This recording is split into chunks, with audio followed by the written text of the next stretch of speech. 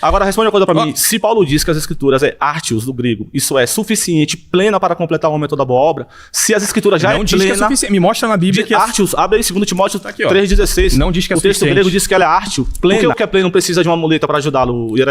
Primeiro vamos acabar também com esse negócio assim de não, vou mostrar no grego, porque quem tá assistindo em casa não fala grego, não vai saber que você tá dizendo é verdade. Eu falo hebraico fluente, fiz a minha faculdade em hebraico. Somos dois, eu também falo. Então, maravilha. Eis aí o Oficiatame da Berivrit. Anin da Berivrit. Muito bom. Então, o que eles disseram? Tudo da antiga aliança, que era específico dos judeus, que passa para adiante, está em Atos 15. Lá não tem nada de proibição das imagens. Então foi revogado. Sim. Por quê? O raciocínio que você colocou, ele fica muito em xeque essa questão de se houve mesmo uma revogação da proibição de fazer e de venerar. Boa tarde, Ariel. Prazer. Eu sou Diego Fernandes, sou teólogo. A sua afirmação eu discordo. De qual denominação você é? Denominação não importa. Eu sou... Okay. Não, denominação não importa. Okay. O que importa é o ponto. Eu sou teólogo e eu estou aqui para defender que a sua afirmação está errada pelo próprio princípio escriturístico. Primeiro, se falarmos teologicamente, a própria função das escrituras é a revelação de quem Deus é. E se nós olharmos a Epístola Paulina a Timóteo, no capítulo 3, no versículo 16, segunda epístola, Paulo vai chamar as escrituras de teotópicos, ou seja, é o único livro ou é a única palavra que é inspirada direto por Deus. Isso lhe garante um caráter singular, ao qual a tradição nunca teve.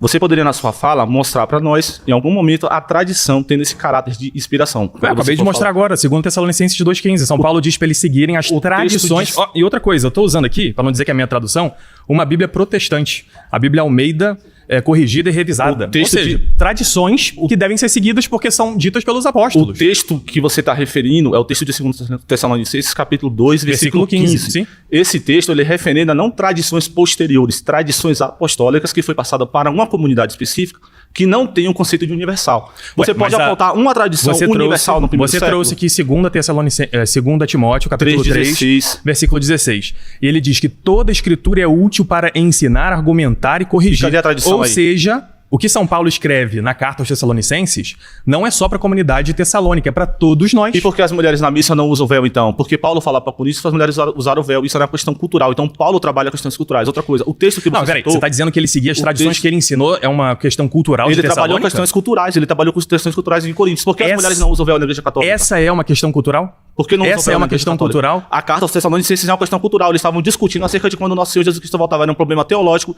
e cultural pertinente àquela denominação. Seguir as tradições ensinadas pelos apóstolos são só... Não, eu vou até mostrar mais uma para você aqui, ó. Agora responde uma coisa para mim. Se Paulo diz que as escrituras é artios do grego, isso é suficiente, plena para completar o momento da boa obra, se as escrituras já não diz plena... que é suficiente. Me mostra na Bíblia que artios, abre aí 2 Timóteo 3,16. Não diz que é suficiente. O texto grego diz que ela é artio, plena, capaz... Você que está em casa... Pesquisa aí se diz ou não diz que ela é artios do grego, plena, capaz. 2 Timóteo. Por que o que é pleno não precisa de uma muleta para ajudá-lo, Ariel? É a palavra de Deus que é plena, mas não só a escritura. O texto de ele traz, Ariel, o que ele traz nessa versão? Lê aí, faça favor. O que ele traz aqui?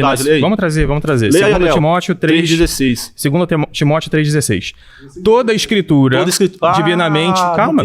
Toda escritura divinamente inspirada é proveitosa para ensinar, para redaguir, para corrigir, para instruir em justiça, para que o homem de Deus seja perfeito e perfeitamente instruído para toda boa obra. Exomanai no grego e artios no grego, que dá a ideia de plena, completa. Primeiro vamos acabar também com esse negócio assim de não, vou mostrar no grego, porque quem está assistindo em casa não fala grego, não vai saber que você está dizendo é verdade. Eu falo hebraico fluente, fiz a minha faculdade em hebraico. Somos dois, eu também falo. Então, maravilha. Eis aí o Oficiatame da Berivrit. Anin da Berivrit. Muito bom. Então, o que nós sabemos? Que sempre que você pega algum texto que está lá no original, você traduz para o português, tá muito parecido com o original. Isso aí é uma besteira. Nós não vemos aqui de um diálogo popular. Isso que você está falando é um diálogo popular. Você não está falando com a pessoa popular da esquina. 30 contra 1 não é diálogo popular. Não tem 30 sentado aqui. É 19 contra 1, não é? Se tivesse 5, era 1 por vez. Pode ir?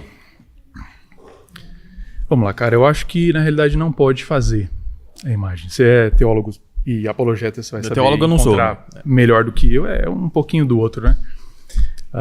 Tem o texto, não farás imagens, nem do que está acima, nem do que está abaixo. No Antigo Testamento, é Êxodo... Sim. Êxodo 20. E antes de você ler, só uma pergunta honesta. Deus traçou a proibição. A proibição da... Enfim, venerar imagens e tal. E, na realidade, fazer, né? Já começa bem antes de venerar.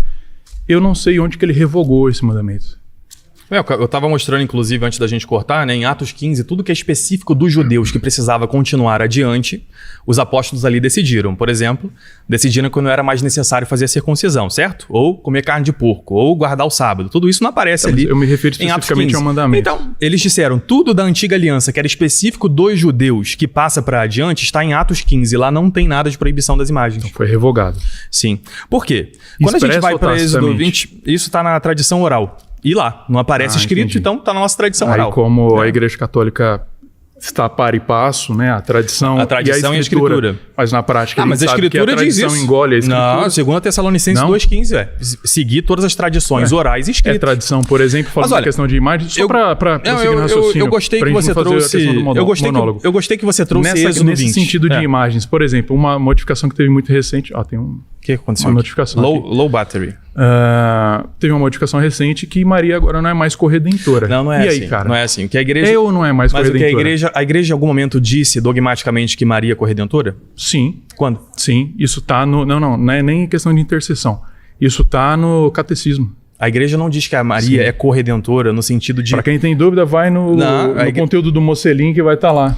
A igreja não diz que Maria é corredentora. Com causa de salvação, né? Com causa de salvação, ela contribuiu, está junto com Jesus. Ela contribuiu como Abraão contribuiu, nosso pai na fé. Nesse sentido. Agora, eles todos Abraão fizeram é nosso Salvador também. Abraão creu em Deus, assim como Nossa Senhora disse o seu sim, pela graça de Jesus Cristo. Por que mudou isso agora se não era É assim? Questão linguística, assim como, por exemplo, no século IX, é definido a questão linguística do que é adoração e veneração. Mas se for uma mera divergência semântica, por que revogar? Você acredita que Deus é Pai, Filho e Espírito Santo? Sim. Isso foi definido com termos no século IV. Por qual posição da igreja? Porque teve divergência, né? Teve divergência, inclusive. Os arianos, o Papa foi perseguido por causa disso. Não teve Papa perseguido por isso. E até uma outra dúvida. Eu sei até qual é a fonte que você está usando para isso. Quero que você leia a fonte. Você leu essa fonte? Calma aí, eu tô falando de outra coisa. Se um Papa, que é a biografia de Santo Atanásio. Vamos voltar para a Você tá citando uma coisa sem ter lido o negócio. Não tem nada de Papa...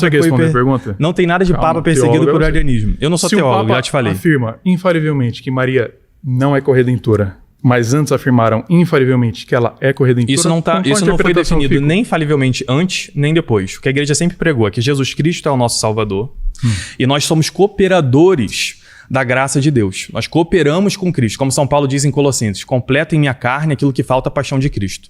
Isso não quer dizer que Paulo é o nosso Salvador, como ele mesmo disse em 1 Coríntios 3. Ele não morreu na cruz por nós. Mas ele tem essa graça, ele já não é ele que vive, é Cristo que vive nele. Pela graça, ele coopera para que a redenção venha.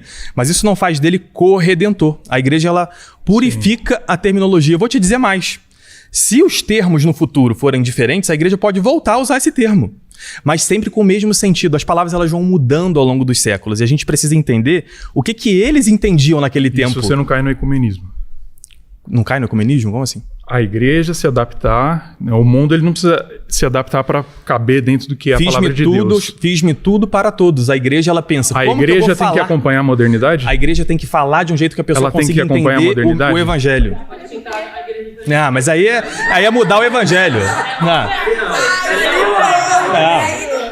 Uma coisa é terminologia. É bom. Você se adaptar e ficar moderninho é bom. Não, calma aí. Eu posso falar a mesma coisa que Deus falou, por exemplo, para Elias. Isso que eu acabei de mostrar aqui, da passagem de Reis.